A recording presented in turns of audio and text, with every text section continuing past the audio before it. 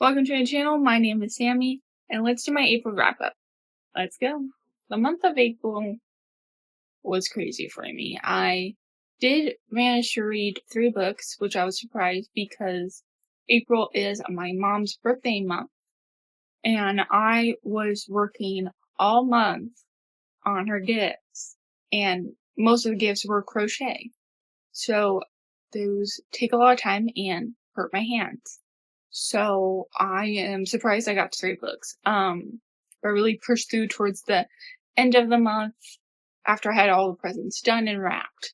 But yeah, so May's my chiller month, but then when we get into June, my birthday month. So we'll see. It's always a teeter-totter of if my birthday month is more reading, because it's something I enjoy and I want to do it more in my birthday month, or it's, oh, this is my birthday month, I want to go do a bunch of things and I don't have time for reading. So we'll see. But yeah, let's get right into April wrap up. So first book I read in April was They Came to Baghdad. Hope I said that right. This is Agatha Christie book. This book was for one of my prompts from my Lane a Prompt Wheel Choose My Library Reads. Go check that out. I'll have it whichever way it flips. I'll have it linked. And yeah, it was really interesting. I always struggle a bit with Agatha Christie's books that don't have a consistent main character, you know?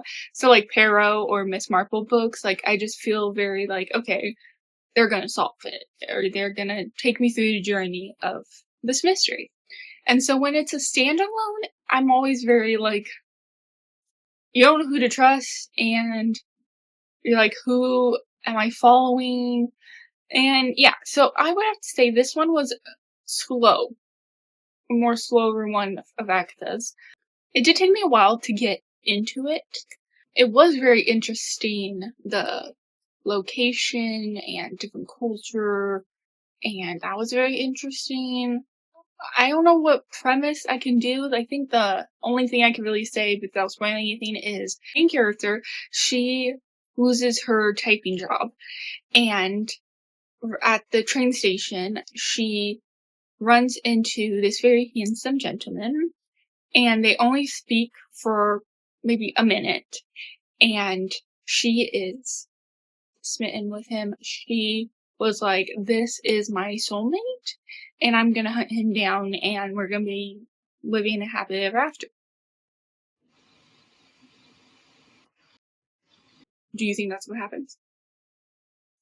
Read-ins, find out. So I rated this one 4 stars, and I overall, after reading it, I did enjoy it. Was it my favorite mystery ever? No.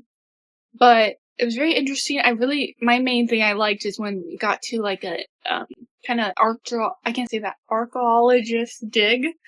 And that was really cool because I love history, artifacts, love it all. So that was really interesting. The only thing is sometimes Agatha does this and makes me mad. Is she sometimes like adds in a little plot twist side romance at the end of the book. So you don't get to see the romance, but it's like she always kind of like hints like, oh, maybe these two are gonna get together. And I'm like, but I don't get to see it? Rude. But I just love Agatha books. Highly recommend any of her books. Did enjoy it, but I do love me some Perrault, Miss Marple. When you have a lead solver, I was gonna say detective, but Miss Marple's not a detective. A main solver of the crime to take you on the journey. I think those are my favorite kind of mysteries. But I would definitely recommend, if you are on the journey, like me, reading all Agatha's books, I would definitely recommend it. Okay, next book. I think it's Meet the Newmans. If not, you'll see the cover, whichever side I put on. This one was very interesting. I would call this probably a historical fiction. This was interesting. I would say this is in the genre of Daisy Jones and Six, which that's kind of what got me to read it. Did I love it as much as Daisy Jones and Six? No. This one was a hard one, because when it's just about So, okay, let me just give you the premise. So, this book follows a family, the Newmans, and they're a real family, but they had for decades a TV show that it was scripted, but all of the parts they played themselves, but a scripted version of themselves. So it was very interesting. So like if you bumped into them real life, you're like, oh, you're Dinah Newman, but like you only know the character version of her, you don't know the real version of her. So very interesting premise, lots of drama, a lot of interesting hot topics during that time period. I believe it was the 60s when this book took place. Yeah, I did feel it was very slow. It really took me a really long time to get into it. I kept possibly wanting to DNF it just because I'm like, where are we going? I think I can say is it's not like a spoiler, it's literally on the jacket. But so basically, they are being threatened of getting canceled after a very long run on TV, but times have changed and not a lot of people want to watch that kind of 50s sitcom in the 60s. And basically, the finale they decided was going to be live to try to bring in more viewers. But shortly before the live finale, the father of the family gets in a car accident and ends up in a coma. So he is like the main writer of the scripts.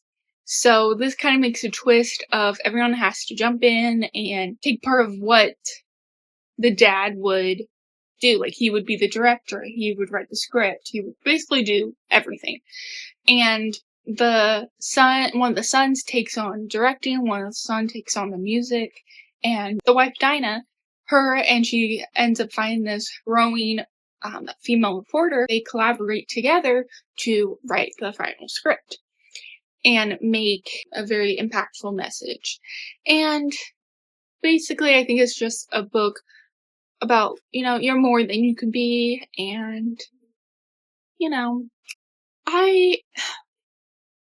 I rated this one 3 stars. It was okay. I felt like some parts could have been cut out. Some chapters, I'm like, how many times been in coma, and just like, can we get to the live finale? I want that drama. And then like the ending or epilogue. I forget if it was an epilogue or just. I think it was epilogue. It was a letdown. It's like I went through this whole book and this is how you end it. So I think there was really good points and big hot topics that I'm appreciative of, past women advocating to what the life I have today. It made me appreciate that. But also, I could have gone without reading it. But after reading it, I'm like, it was interesting. I did learn a lot of things that happened during that time period, especially for women, that I didn't know of, that now I can be grateful for. So I would say if you're interested in historical television, sitcom shows, family drama, and yeah, I would recommend it, but otherwise, I would say skip it. And yeah, so that's the second book. And then the third and final book I read was Courtroom Drama. So when I picked this up, I just read the premise as like these two people happen to be jurors in a murder case, and they happen to know each other from their past. And so basically it's a romance book placed in a courtroom, and I thought that was very interesting. But then when I started reading it, I realized this is way more up my alley than I thought. So this actually, the murder trial that they get put on as jurors is actually of a reality star, and she's on trial of possibly murdering her husband. And the girl in the book is a very big fan of this reality show, and I am a really big fan of Bravo, Real Housewives. Me and my mom, the biggest Bravo fans. We love it. We eat it up. Yes. Favorite franchise? Right now is Salt Lake. I binged it the whole season. It's every year. It's so good. But yes, love, love, love. And so basically this book is like, she had a bunch of Easter eggs. If you are a Bravo fan, you gotta read this book because there were so many little Easter eggs of like names, last names, first names of different housewives. They were different situations that happened on Housewives. And that was actually my favorite part of reading the book that really got me through it, is I just wanted to find all the Easter eggs and had a little giggle. But honestly, the romance, it kind of let me down. It was okay. Like, I always know when I go into a romance, they're gonna end up together. Spoiler. But I feel like this, it was just so, they had trauma from the past that they didn't work through, really. They pretended they did, but they didn't. Like, she, like, hated him when she first, like, ran into him, and then it was, instant love, and I'm like, I like a slow burn, but, like, not a slow burn that, like, I don't know how to explain it. It just didn't hit for me, personally.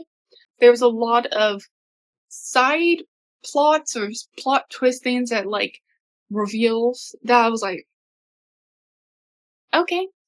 And then it's just hard when it's like, these people had a lot of baggage, which it got a little too real for me. I like books to escape. I love rainbows and lollipops in the books I read, unless murder. um, so when it's like a bunch, like a romance book with, you can have a sprinkle of little drama, because that's life. But this was like a lot. Like, it got me down, it got me saying, and then when they, like, spoiler, finally got together, and I was like, I don't even care. But so basically, I liked the Easter eggs as a Bravo fan. That's really it. The romance was okay. Really, I would only recommend it if you are a Bravo fan. I think reading it, finding little Easter eggs, was my favorite thing. I wanted to keep picking up the book because I want to be like, what was the next little Easter egg gonna be? Because there were so many points I'm like, oh, that's from Vanderpump Rules. Oh, that's from Salt Lake. Or, I loved up the clues. I loved it. Other than that, also, I love true crime, so the juror aspect of it was really cool. But I did not like its. No, there's not really spoiler, but like a lot of jurors didn't take it seriously, and that bugged me because, like, someone was murdered, possibly. Take it seriously. But whatever. So I think that's it. I rated that one, I think, 3 stars. I think it was an okay month. I would say last month books were more my favorite than this month. Sometimes it just doesn't hit, and that's the fun of reading. Not everyone's gonna be a 5-star, and that makes it fun, I would say my favorite book of the month was probably They Came to Baghdad by Agatha Christie. I just found the setting very interesting, the different culture, the mystery, very interesting. And yeah, comment down below what was your favorite book you read in the month of April. And yeah, I think that's it. Thank you so much for watching. Please like and subscribe, it means so much to me. And I'll see you in my next video.